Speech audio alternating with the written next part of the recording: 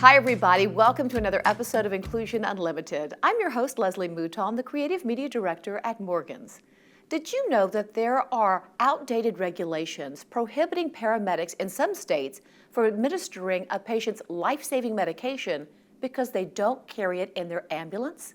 While regulations vary from state to state, there is a lack of training and education surrounding emergency care for patients with special medications. In Texas alone, it is estimated that over 2 million patients carry specialty medication with them. Advocates like Dr. Latasha Holt and Darlene Shelton are pushing for these patients to have access to the care they need. They now join our intern, Emma Siebold, over Zoom with more. There are 30 million Americans who need special emergency care, but in many states, EMS cannot provide that life-saving care in times of crisis. This fear of liability puts millions of medically complex individuals at risk. For Darlene Shelton, that risk was personal. Her grandson Danny was diagnosed with hemophilia, a rare genetic disease that requires patient-carried life-saving medication. Years after his diagnosis, Darlene's family found out that in her home state of Missouri, EMTs would not be able to administer Danny's medication. We were actually very scared, very scared of, the fear of what could have already happened, because Danny himself had been diagnosed for 3 years, but what could still happen in the future, and then not just for our family, but for everyone else across the nation that also wouldn't be able to get their life-saving care. Darlene started Danny's Dose in 2015 with the goals of educating patients and emergency services on this issue. We soon learned after we got involved that, of course, education doesn't exist because these are rare conditions. So no one had really put that on their radar of something that needed to have education built. And so that we soon learned, and that became part 2 of our mission, is to lead in the creation of disease-specific emergency treatment guidelines, and then the education to go with that for emergency workers. I learned that families were like us. They had no idea that picking up the phone and calling 911 very likely did not mean that you were going to get your treatment. It very likely meant those paramedics' hands would be tied. So being involved with the different patient groups, we also do education for families on proper emergency preparedness, and then provide emergency alert items and tools for having all those plans in place and having that preparation, and really the importance of creating a relationship with their local EMS service. That is, and their local emergency department. That is really key to make sure those people, at least within your community, that are going to be first on scene, know about you, know about your condition, know your family, know which one in the family, or maybe more than one in the family, has the condition and what their treatment needs are, so that they can act quickly. And then also, the part of that, the important part is to have a treatment plan. So a treatment plan covers everything that would need to be done ahead of time. Anything that needed to have signatures or specialized approval would get done ahead of time, so that the paramedics would be free to treat, and then also would include transporting to the most correct facility rather than the nearest facility, which is quite common. In the decades since Danny's Dose started, 4 states, Missouri, Minnesota, Arkansas, and soon Louisiana, have passed legislation allowing EMTs to administer patient-carried medication with liability restrictions. Darlene said that over a dozen states have adapted their state's scope of practices, but there's still much work to be done. It's slower than I thought it was going to be. And there's a lot of fear of liability. And that's why legislation is so important.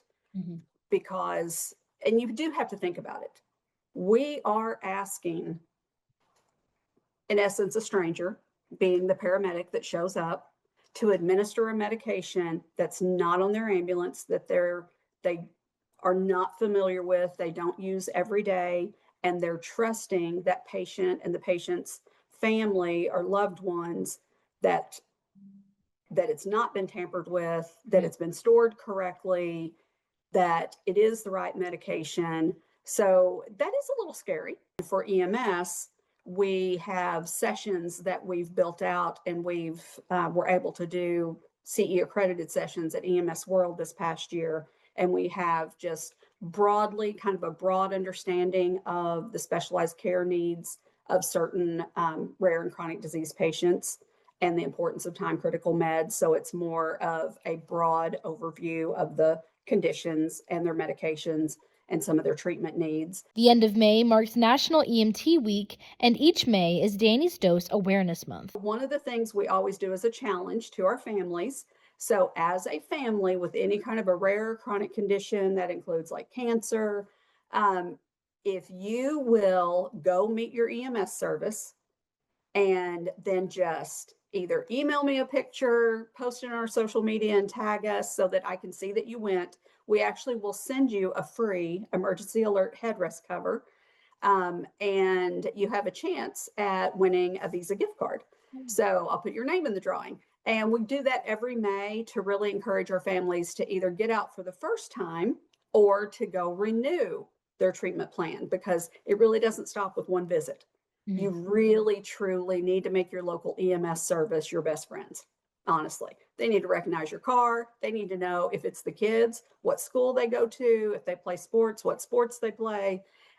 Really make them friends and make sure that they know about your family and kind of know your comings and goings so that they are more prepared. Dr. Latasha Holt is an associate professor at the University of Louisiana at Lafayette, as well as the mother of a child with a rare disease. Dr. Holt's daughter, Blakely, has adrenal deficiency and requires emergency medication, just like Darlene's grandson, Danny. Along with being an advocate for emergency treatment for people like her daughter, Dr. Holt has been battling the school system to support medically complex individuals. There are those who just don't fit a box or have a box to check. So sometimes blanket things happen and there are unintended consequences. And with the rare disease space or with kids who maybe need help at school with a medical need or some sort of medical challenge, it's a little bit different than those who maybe have who are blind or maybe who are deaf or hard of hearing. That's a little bit different than someone who may need help and support with the medical side. So one of the challenges that I'm facing has to do with cell phone policy, which seems so silly, but when laws are passed to keep cell phones turned off between school hours, but we use it as a very important assisted technology tool that does so many amazing things. Her medical ID's on her bracelet. It talks to her phone. If she is to fall, there's a fall detection, a GPS locator. If her bracelet gets scanned, the family gets text messages. There's so many wonderful things, her heart rate, all of those things. But when there's blanket laws that are passed, sometimes those aren't interpreted the way that the law is intended to be written or vice versa. So we're sitting in big meetings having these conversations that are pretty bizarre. How does that kind of affect, in your case with Blakely, or just students in general having to kind of constantly defend their medical needs in school spaces? It really does happen. And I think about this story being told about going to this wanting the child to go to the park and play with folks and not being able to do that and having to defend that.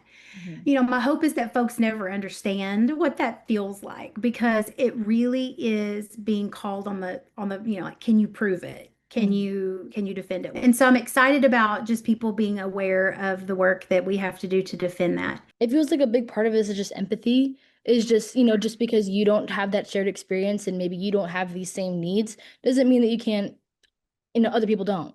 And I think that is really important that you're kind of saying that, these students, these children, everybody, they don't have black and white needs and therefore don't have black and white solutions. So kind of seems like you're advocating for just more of an education and acceptance in these spaces so that there isn't as much responsibility on individuals to constantly having to defend and advocate for themselves. Absolutely. So one of the big initiatives that we've worked on has to do with patient carried medications in EMS situations with EMTs. And you're right, like being able to understand that on those, and listen, there's all sides to the story, but one of the big pieces is that the medication, if it's not carried on the rig, or if the team on the ambulance or the emergency team are not familiar with that medication, or there's not been, prior arrangements made, they may not get the medication that they need to survive. So really advocating and saying that's more than just us, that's a lot of folks, and let's have empathy for one another. And I'll tell you, I'm in the South, and folks would really be, we are kind of fighters, we're kind of tough, resilient people. And I can guarantee that if some people saw these things play out that are very unfair and very unempathetic, people would be very frustrated. And I want to talk a little bit more about, I think it's Senate Bill 195 in Louisiana with the patient medication, and that has already passed both houses there in It's Louisiana. passed both houses. Awesome. It's going on to the governor, if I understand, to be signed, and I'm so thankful. So listen, this was the craziest experience. I was having a really frustrated day, and I'm literally calling my representatives. Like, I'm calling these people who I hadn't had any, connections with before. I got in with an amazing representative, Senator Brock Myers, who was like, come on in and talk to me. And listen, I just rambled. He is so kind, if you listen to the testimony, to give me such grace. But I was like, just rambling about all the things that were happening to us. And he was like, now tell me more about this ambulance situation that we're going through. Like, what do you mean that you have this headrest cover in the car and that you're buckling the medications in so they don't fly away, or you call 911 and you give them the medications and they're unable to give it? And I'm like, that is what's happening. Like, they're unable to give it. And listen, all these security or these EMS people are coming, they're taking your door off. They like whatever they need to do to get in your house. The door's coming off, they're coming in, and I hand them the medication and they're like, what in the world is that? And I'm like, what do I do now? Like, do I tackle them? Like, what do I do now? So he was an amazing help to me, and he kind of grabbed on to that need, and he authored Senate Bill 195. And he was so amazing to say, if this is a liability issue, because as a classroom teacher, I can remember getting handed a bag going on a field trip with medications, like, and being so afraid. So I get both sides of it. However, what can we do? Front load it. What can we do to make sure that this injection can be given? Because I kept saying, if we're in a car accident and I'm unconscious, like, would she not survive because they wouldn't give this medication? So I testified, which is, I love to speak and I love to talk, but it's different when it's your own, most vulnerable things in front of people who you don't know. But it passed the House. The Senate, and the committee went on to the House, and it passed. And I testified again, and I'm so thankful that we were able to do something pretty cool. So I'm knocking on the door, the senator's helping, and then there's these ambulance folks, these ambulance alliance groups that get, they're in the middle. They work on that side of the yard. They're on the other side. And they were like, we needed them to be involved, and they were able to like partner up and share, and actually ended up supporting this bill. So hearing a community need and like truly following this legislative process. Dr. Holt and the team at Danny's Dose showcase the concrete changes that come from education and advocacy. You can find more information about Louisiana's new law at the website linked in the video description, and learn more about emergency treatment planning in your state at dannysdose.org. For Inclusion Unlimited, I'm Emma Siebold. Thank you, Emma. And there are still a few days left in the month to complete Danny's Dose May Challenge. If you or someone you love needs these life-saving medications, meet with your local EMS this week and implement an emergency treatment plan today. Thanks for being with us. Make sure you like, subscribe, and share, and we'll see you next week.